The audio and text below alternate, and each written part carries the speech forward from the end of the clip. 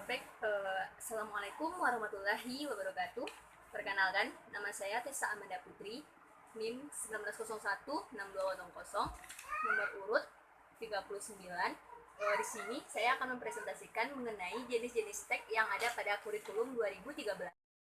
Di sini saya memilih 5 teks. Yang pertama, teks anekdot, teks berita, teks narasi, teks negosiasi, dan teks deskripsi. Baik, yang pertama saya akan menjelaskan mengenai teks anekdot. Teks anekdot adalah cerita singkat yang di dalamnya mengandung unsur lucu, tetapi juga memiliki maksud untuk memberikan kritikan. Tujuan dari teks anekdot ini adalah untuk menghibur para pembaca. Selain itu, tujuan dari teks anekdot ini adalah berisi pesan moral yang terdapat di dalam teks anekdot tersebut. Selanjutnya, struktur teks anekdot. Struktur teks anekdot ada 5. Yang pertama, abstraksi. Yang kedua, orientasi. Yang ketiga, krisis. Yang keempat, reaksi. Dan yang kelima, koda. Struktur teks anekdot yang pertama adalah abstraksi. Abstraksi ini struktur teks bagian paling awal yang terdapat di dalam teks anekdot. Selanjutnya ada struktur teks orientasi, di mana orientasi ini terdapat awal kejadian yang terdapat di dalam teks anekdot. Selanjutnya ada krisis. Krisis ini bagian pokok permasalahan yang ada di dalam teks anekdot. Selanjutnya ada reaksi. Reaksi ini di mana penyelesaian dari konflik permasalahan yang ada di dalam teks anekdot. Selanjutnya yang terakhir ada koda, yaitu bagian akhir dari teks anekdot. Biasanya bagian akhir ini untuk menutup cerita dari teks anekdot tersebut. Nah, selain dari struktur teks anekdot juga memiliki contoh teks. Di sini saya akan menjelaskan mengenai contoh teks anekdot berdasarkan struktur dari teks anekdot. Di sini bagian-bagian ini terdapat adanya bagian struktur abstraksi, di mana adanya suatu hari ada tukang roti yang lewat di depan rumah. Ini termasuk dari struktur abstraksi. Selanjutnya ada orientasi, terus teman gue seenggan memanggil. Ini termasuk ke dalam struktur teks orientasi, di mana terdapat awal kejadian yang terdapat di dalam teks anekdot. Selanjutnya ada krisis. Krisis ini pokok permasalahan yang ada di dalam teks tersebut. Terdapat di dalam teks, terus rotinya mana bang? Dari tadi kok ngomongnya buah-buahan terus. Emangnya abang jual buah apa? Kalau nggak gini caranya gue nggak jadi beli bang. Nah di sini terjadi konflik permasalahan yang ada di dalam teks tersebut. Nah, selanjutnya ada reaksi. Reaksi ini biasanya untuk menyelesaikan konflik permasalahan yang ada di dalam teks tersebut. Nah, di sini kita melihat di dalam contoh teks penyelesaian masalahnya adalah suasana menjadi hening. Dan yang terakhir adanya koda. Koda ini bagian penutup yang terdapat di dalam teks tersebut. Kalau kita lihat di bagian contoh teksnya, ada seketika itu tukang roti mendadak pingsan. Nah, dapat saya simpulkan, struktur teks anekdot ada 5. Yang pertama abstraksi, yang kedua orientasi, yang ketiga krisis, yang keempat reaksi, dan yang terakhir koda. Kedua, teks berita. Teks berita adalah teks melaporkan kejadian, peristiwa, atau informasi yang sedang terjadi. Tujuan dari teks berita ini adalah untuk memberitahukan atau menginformasikan kepada masyarakat mengenai kejadian yang sedang terjadi. Struktur teks berita ada 3. Yang pertama orientasi, yang kedua peristiwa, dan yang ketiga sumber berita. Orientasi ini memuat mengenai pembuka dari peristiwa yang akan kita beritakan. Terus yang kedua ada peristiwa tentang proses terjadinya kejadian tersebut dari awal sampai akhir, yang didasari pada peristiwa berdasarkan fakta. Selanjutnya ada sumber berita. Sumber berita ini di mana berita tersebut kita dapatkan, apakah dari televisi, koran, majalah, maupun radio. Selanjutnya ada contoh teks berita. Selain dari struktur teks berita juga memiliki contoh teks berita. Di sini bisa kita lihat contoh dari teks berita. Selain itu, teks berita juga memiliki unsur 5W tambah 1H, yaitu what, wo, where, when, why, dan how. Mari kita lihat satu-satu. What, apa? Apa yang diberitakan dalam berita tersebut? Sembari kita lihat di dalam contoh teks berita, berita yang diberitakan adalah seorang TKW pulang dengan luka di sekujur tubuhnya di Arab Saudi. Selanjutnya ada wo, siapa yang terlibat di dalam berita tersebut. Sembari kita lihat di contoh teks berita, yang terlibat di dalam berita tersebut adalah Sutinah. Selanjutnya ada where ini di mana terjadi peristiwa tersebut. Di sini kejadian peristiwa tersebut di Arab Saudi. Selanjutnya ada when, kapan peristiwa itu terjadi. Di sini di contoh teks berita, peristiwa itu terjadi Sabtu 15 Desember 2010. Selanjutnya ada why, mengapa peristiwa itu terjadi, penyebab dari peristiwa itu terjadi. Karena ia disiksa majikannya ketika pulang dari Arab Saudi. Selanjutnya ada how, bagaimana kronologis kejadian berita tersebut terjadi.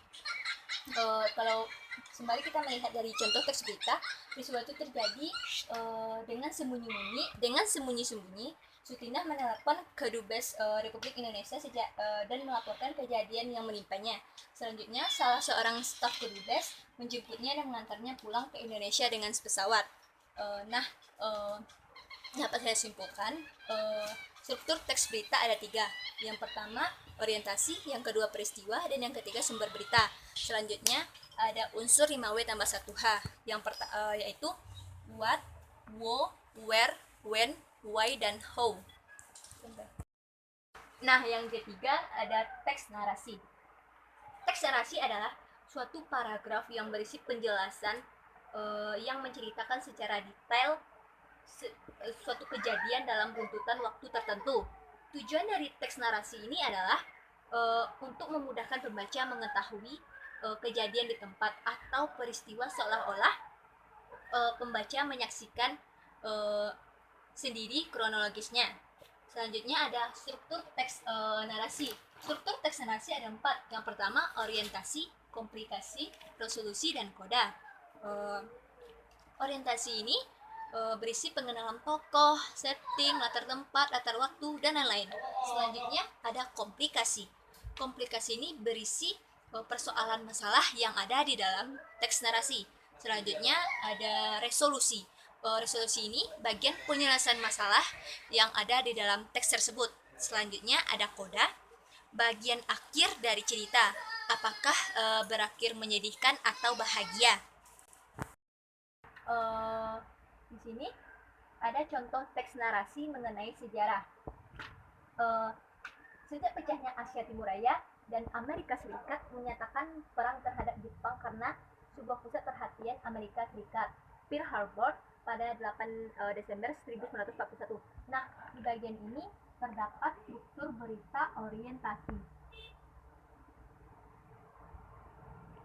Selanjutnya, awalnya orang Indonesia menyambut kedatangan tentara Jepang. Pemerintah Jepang mulai aktif merangkul masyarakat Indonesia dengan pembentukan beberapa organisasi masyarakat. Yang sebenarnya ada udang di balik batu. Untuk kepentingan Jepang di dalam Perang Dunia Kedua, pasukan Jepang mulai melemah dan pasukan Amerika Serikat menjadi lebih kuat. Nah, di bagian ini terdapat struktur teks komplikasi. Dari sini sampai sini, dan selanjutnya ada Amerika Serikat menjatuhkan bom atom di Hiroshima pada tanggal 6 Agustus 1945 dan Nagasaki 9 Agustus 1945. Akhirnya Jepang menyerah tanpa syarat kepada Sekutu pada tanggal 14 Agustus 1945. Nah, di bagian sini terdapat suatu konflik dari berita tersebut. Konflik. Nah, selanjutnya ada berita tentang kekalahan Jepang tidak dapat disembunyikan dengan perjanjian Jepang menyerahkan kekuasaan mereka kepada sekutu, otomatis Indonesia terjadi kekosongan kekuasaan. Rakyat Indonesia mengambil kesempatan untuk memproklamasikan Indonesia. Nah, di bagian ini terdapat koda, bagian akhir dari berita yang sedang bagian akhir dari cerita yang sedang diceritakan. Yang keempat ada teks negosiasi. Teks negosiasi adalah bentuk interaksi sosial yang bertujuan untuk mencapai kesepakatan terhadap pihak-pihak yang mempunyai kepentingan yang berbeda. Tujuan dari teks negosiasi ini adalah untuk mencapai kesepakatan bersama. Selanjutnya ada struktur teks negosiasi. Ada 7. Yang pertama orientasi, permintaan, pemenuhan, penawaran, persetujuan, pembelian, dan penutup.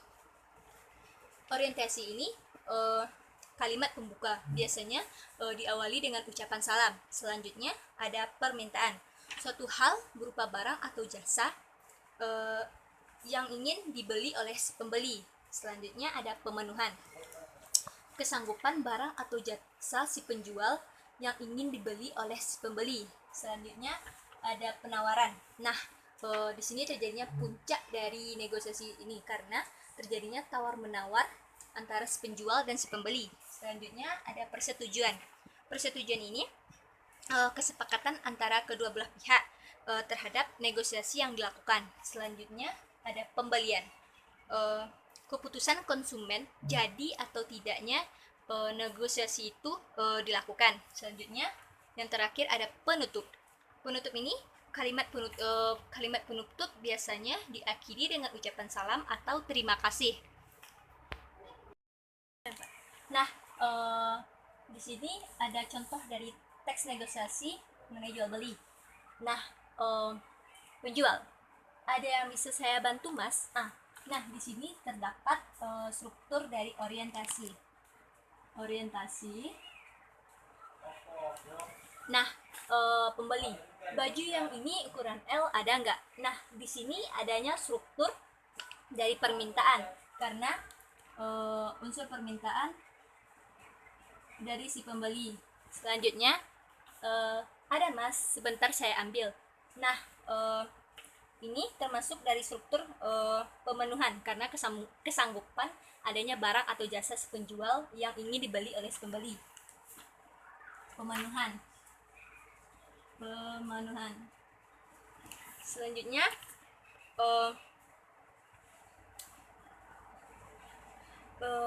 bisa 260 nggak, Pak? Nah, di sini terjadi negosiasi karena adanya tawar menawar di dalam negosiasi tersebut. Penawaran. Selanjutnya tidak bisa, Mas, paling kurang 5.000, jadi 285.000 aja deh. Nah, di sini terjadi adanya struktur persetujuan kesepakatan kedua belah pihak dalam melakukan negosiasi tersebut. Selanjutnya ya 280.000 deh, Pak, langsung saya beli. Nah, di sini adanya persetujuan pembelian hasil keputusan konsumen jadi atau tidaknya membeli barang yang ingin dibeli. Pembelian.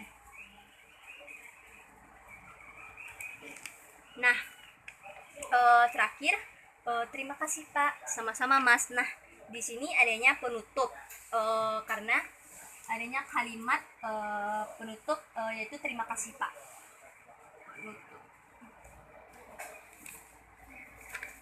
Nah, di sini dapat saya simpulkan struktur dari teks negosiasi ini ada 7. Yang pertama, orientasi, permintaan, pemenuhan, penawaran, persetujuan, pembelian, dan penutup. Nah, yang kelima ada teks deskripsi. Teks deskripsi adalah paragraf yang menceritakan secara jelas peristiwa, objek, atau tempat kejadian yang akan diceritakan. Tujuan dari teks deskripsi ini adalah agar pembaca bisa merasakan langsung seolah-olah ada dalam teks tersebut, sehingga apa yang disampaikan penulis kepada pembaca mudah dipahami. Selanjutnya, struktur teks deskripsi ada 3. Yang pertama, identifikasi, klasifikasi, dan deskripsi. Identifikasi ini memuat bagian menjelaskan elemen-elemen yang dicantumkan dalam teks deskripsi sesuai dengan topiknya. Selanjutnya ada klasifikasi.